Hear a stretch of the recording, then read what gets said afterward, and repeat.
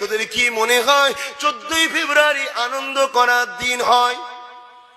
কি গো, তোমার বোনকে 7 বছরের বোনকে রেপ করে 7 দিন ধরে অত্যাচার করে মেরে দিল, এরপরও যদি এত দুঃখ করার পরও 14ই ফেব্রুয়ারি কোনো মুসলমান যদি মনে করে এটা আমাদের ভালোবাসার দিন, লাভ করার দিন, বন্ধুত্ব করার দিন, আনন্দ করার দিন, মনে হয় ওই ইমানদার আছে?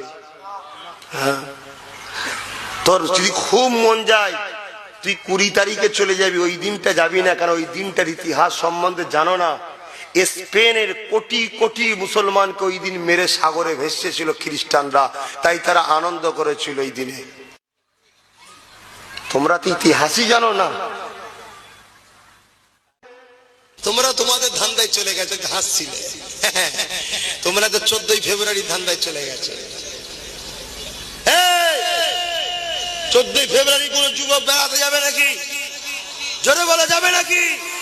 যদি যাও তুমি মুসলমান দাবি করতে পারো, কিন্তু কবরে গিয়ে দেখবে তোমার খ্রিস্টানদের সঙ্গে হাসর নাসর হচ্ছে। কেন? 14ই ফেব্রুয়ারি মুসলমানদের নয়, ওটা খ্রিস্টানদের। ওই দিন স্পেনে লক্ষ লক্ষ মাকে রেপ করেছিল, গঙ্গায় মেরে, নদীতে, সাগরে মেরে, হাজার হাজার তোমার লাখ লাখ মা বোন বাপ ভাইকে কেটে ভেসে দিয়েছিল ওই কি বলে ইংরেজরা, খ্রিস্টানরা। ওই 14ই ফেব্রুয়ারি সেই দিনটা তোমরা পালন করবে। যে তার মা বেটির একজন লুটার দিন খুশি বানায়, সে জাতি কত খারাপ বুঝতে পারছে? হ্যাঁ, সে জাতির নাম কি মুসলমান নাকি? না না, মুসলমান কেন করে? মুসলমান সেজেছে, মুসলমান না। মুসলমানের জন্য 14ই ফেব্রুয়ারি নাই, মুসলমানের জন্য হচ্ছে 27শে রমজান। জোরে বলুন সুবহানাল্লাহ। জান্নাত কিনার দিন, ওর থেকে বড় দিন কিছু আছে নাকি?